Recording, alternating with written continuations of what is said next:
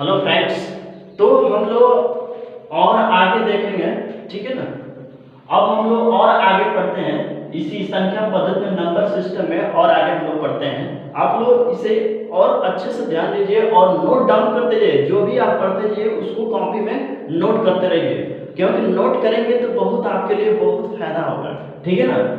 चलिए आगे देखते हैं वास्तविक संख्या, ठीक है, जिसको हम आर से निरूपित करते हैं, जिसको हम आर से प्रदर्शित करते हैं, ठीक है ना।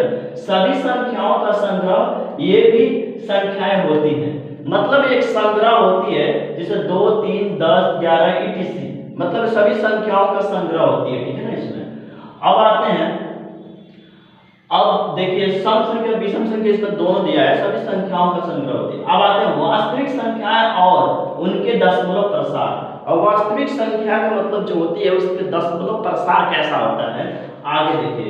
एक होता है शान, शान का मतलब होता है, एक होता है अशान। तो एक शान के बारे में हम लोग समझते हैं कि होता क्या है। इस स्थिति में शेषफल 0 हो जाता है। अगर मैं आप लोग सिर्फ एक एग्जांपल देकर मैं बता दे रहा हूं, आप लोग एग्जांपल से और क्लियर हो जाएगा। देखिए क्या होता है, जैसे मान लीजिए मैं 1/2 ले लिया, एग्जांपल में देखिए मैं 1/2 ले लिया। अब 1/2 में हम क्या करेंगे, ये भाग देंगे। बटा का मतलब क्या होता है, भाग होता है। बटा का मतलब क्या होता है, भाग होता है। तो हम 2 से हम किसमें 1 में भाग देंगे तो 1 तो जाएगा नहीं। अब उसके हम क्या करेंगे, दशमलव लगाएंगे। क्या करेंगे, दशमलव लगाएंगे। और दशमलव लगा के क्या करेंगे, 0 बढ़ाएंगे। तो यहाँ पर हो जाएगा 10 और 2 के पहाड़ा ऐसा पढ़ेंगे कि 10 आ जाए। तो 2 के पहाड़ा ऐसा पढ़ेंगे हम लोग, 2 पंचे 10, 5 बार में आ गया। अब इसको मैंने क्या किया, घटा दिया। घटाने के बाद से शेषफल 0 आया। शेषफल क्या आ गया, 0 आ गया।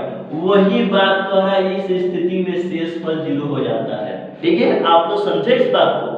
अब आते हैं, एकदम अच्छे से समझ गए आप लोग।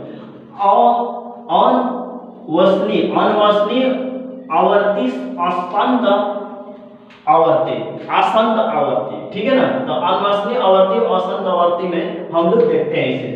इस स्थिति में शेष की पुनरावृत्ति होती है, पुनरावृत्ति होती है, मतलब इस स्थिति में शेषफल जो आता है, भाग देंगे तो शेषफल आएगा, उसका पुनरावृत्ति होगा, मतलब बार बार आएगा, ठीक है ना। अब आप देखिए आगे, ये मान लीजिए मैं 1/3 एग्जांपल ले लिया, ठीक है ना। अब इसको जस्ट इसी तरह से हम लोग इसको भी हम लोग भाग देंगे। तो भाग देंगे तेरी, अब मान लीजिए यहाँ पे 10 हो गया और यहाँ पे 3 के बाद 3 थे 9, तो यहाँ पर 1 घटेगा, मतलब 9 घट जाए, 10 में से 9 जाता है, 1 बचेगा। और ये 1 फिर से यहाँ पर, मतलब 3 आंसर में 3 हमेशा रहता है। इसको हम ऊपर एक ऐसा चिन्ह लगा देंगे, उसको हम बोलते हैं बार। तो ये 3 बार हमेशा आएगा, ठीक है ना। तो इस आसन स्थिति में पुनरावृत्ति होती है। तो ये भी आप लोग को समझ में आ गया एग्जांपल के थ्रू। और अनवासनी और अनवार्ती असंत अनवार्ती, ठीक है ना, अनवार्ती। तो अब देखिए असंत अनवार्ती में क्या होता है, इस स्थिति में शेष की पुनरावृत्ति नहीं होती है, मतलब शेषफल जो आएगा उसका पुनरावृत्ति नहीं होगा। अभी इधर देखिए, उसका पुनरावृत्ति नहीं होगा। जैसे मैंने कह दिया √2, एग्जांपल √2, √3, 5, तो इसका कोई पुनरावृत्ति नहीं होता है। जैसे इसमें पुनरावृत्ति होता था, इसमें पुनरावृत्ति नहीं होगा, ठीक है ना। आगे आते हैं घातांक नियम। ये सबसे इंपॉर्टेंट है घातांक नियम। आप लोग समझ जाएंगे ना तो इससे बहुत सारे क्वेश्चन बनते हैं घातांक नियम पे। आगे ये सबसे वेरी मोस्ट इंपॉर्टेंट घातांक नियम, इंपॉर्टेंट, ठीक है, इंपॉर्टेंट घातांक नियम। देखिए तो नाउ अब देखिए क्या होता है, ये पहला के बारे में हम लोग बात करते हैं। a⁴m into a⁴n, a⁴m into a⁴n is equal to a⁴। तो देखिए इसमें क्या होता है, अगर एक पावर में m दिया है और n दिया घात में, इसको हम घात कहेंगे, अंग्रेजी में पावर कहते हैं। तो अब इससे क्या होता है कि m + n क्या होता है, जुड़ जाता है। घात क्या होता है, गुणा में होगा तो घात जुड़ जाता है, ठीक है ना। तो m + n हो जाता है, ठीक है। ये पहली बात हो गया, देखिए पहली बात हो गई।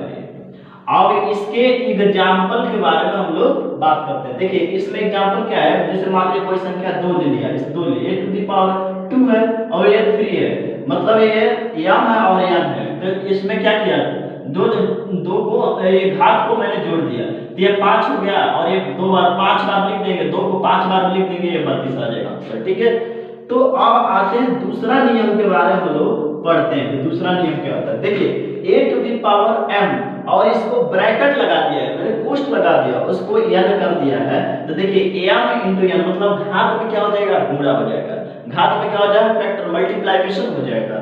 तो मल्टीप्लिकेशन जब होगा तो ये इसका आंसर देखिए, इस यहाँ पे 2 3 6 यहाँ मल्टीप्लिकेशन कर दिया गया है, तो यहाँ पे 64 आ गया, ठीक है ना, या 6 बार मिले।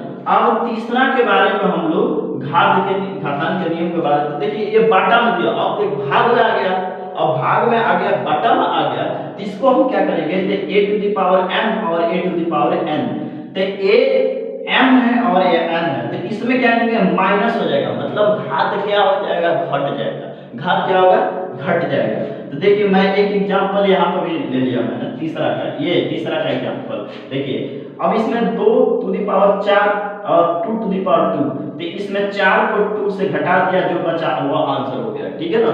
तो ये आप लोग तीसरा भी समझ गए। चौथा के बारे में हम लोग ये बात करेंगे, ये चौथा। अब चौथा का एग्जांपल इधर लिख दिया है, ठीक है ना, एग्जांपल ये इधर लिख दिया, ये एग्जांपल देखिए a to the power m और b to the power m, तो मतलब घात क्या है, सेम है, ठीक है ना, घात क्या है, सेम है, लेकिन नंबर जो है, अंक जो अलग अलग है। जैसे क्या करेंगे, a और b, a b हो जाएगा, और जब सेम है, जब उसमें कॉमन ले लेते हैं, जब सेम कोई भी सेम रहता है तो उसमें एक कॉमन ले लिया जाता है, तो ये एक ही रहेगा कॉमन, तो यह हो जाएगा। तो 2 टू द पावर, देखिए अब 2 टू द पावर 2 और 3 टू द पावर 2, यानी इसका मतलब 2 इसमें भी है, 2 इसमें भी है पावर, तो इसमें मैंने क्या कर लिया, 2 को कॉमन ले लिया, और 6 × 6 36 पे। इसका मतलब घातांक नियम आप लोग समझे, मतलब इसका इंट्रोडक्शन यहाँ पर समाप्त हो गया। अब हम लोग क्या पढ़ेंगे, अगले नेक्स्ट पेज से हम लोग प्रश्नावली के बारे में हम लोग अध्ययन करेंगे, कि हम पहला प्रश्नावली के बारे में स्टडी करेंगे, संख्या पद्धति पहला प्रश्नावली, ठीक है ना। तब तक के लिए धन्यवाद, मिलते हैं फिर से नेक्स्ट वीडियो में। आई होप आप लोग एकदम बिल्कुल समझ गए, इट इज क्लियर, और आप लोग पढ़ते रहिए, ठीक है।